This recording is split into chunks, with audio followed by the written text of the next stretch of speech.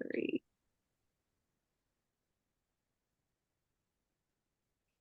Hey Billy, it's nice to see you again. How's your day been? Hi, Rachel. It's nice to see you too. My day's been all right.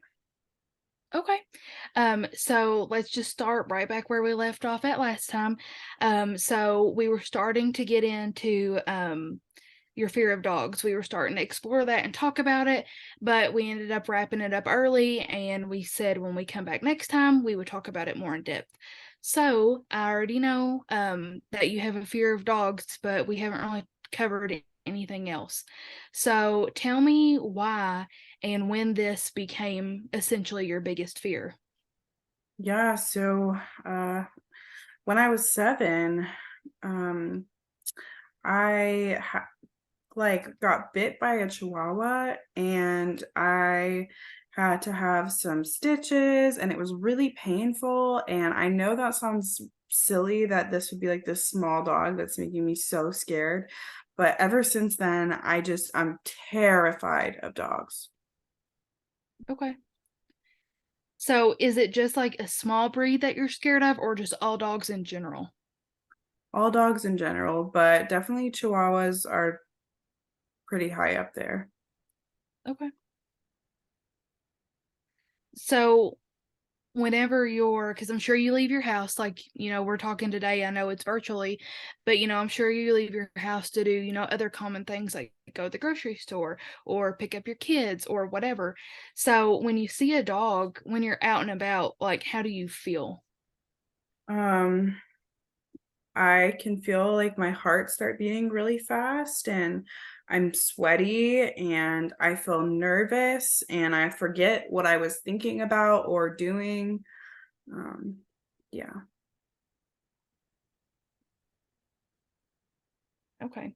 And then whenever you see a dog and those feelings are happening, how do you react? Like, what is your first reaction? My first reaction is to run, like to leave and escape and go away. Okay.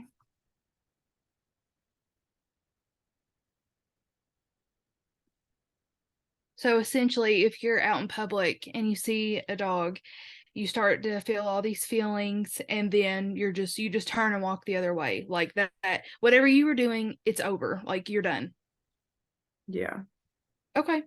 So, and I just want to say thank you for, telling me all about that, because I know how you told me earlier, it sounds silly, but people have fears, and they might be, a fear that I have might be minor to you, but it's not to me.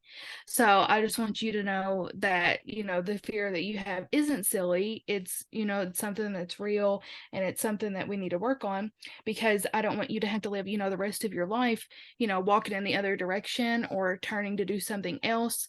I want you to be able, to live normally and get your things done and not have to avoid, something that's it everywhere almost. Like a lot of people just have pets. Um, so the reason why we're here today, exploring the dog situation and the fear, we are going to start doing a therapy that kind of exposes you little by little to that stimuli, which is that dog. Um, so if you'd like to hear more about that, we can start talking about it, and then we can negotiate the tasks that I have in mind. How does that sound? That sounds good. Okay. So in exposure therapy, the whole point of it is to gradually get you to that point to where we're exposing you little by little to that dog, or, whatever, that snake, whatever it is for, whoever. And generally, at the end, once we've worked our way up to doing those things, we are able, to live our lives a little bit more normally. We're able to go out in public. You don't have to turn away from that dog, or your heart won't race as fast, or you won't sweat. Like that's the goal. So some of the tasks that I had in mind for you, we're going to start out small. We're just going to look at some pictures of some dogs. The best way we can do this is there's an animal shelter website. We can look and see what dogs they have. And then our second tasks, we can read about dogs. We can read about dog breeds. We can read about Chihuahuas, and we can read about any other type of dog you're interested in. knowing about. And then our third task, we can drive by and observe dogs at the dog park. You don't have to get out. We don't, have to do anything like that. We'll just drive by, park the car, look, and then we'll leave. And then the fourth one, could be we go to the animal shelter. We've already looked and seen what they had on their website. We can go in there and observe the dogs in their kennels. They'll be locked. There's not going to be any way they can get to me or you. And then the last one would gradually be, and this is over time, would be volunteering to walk a dog at the animal shelter.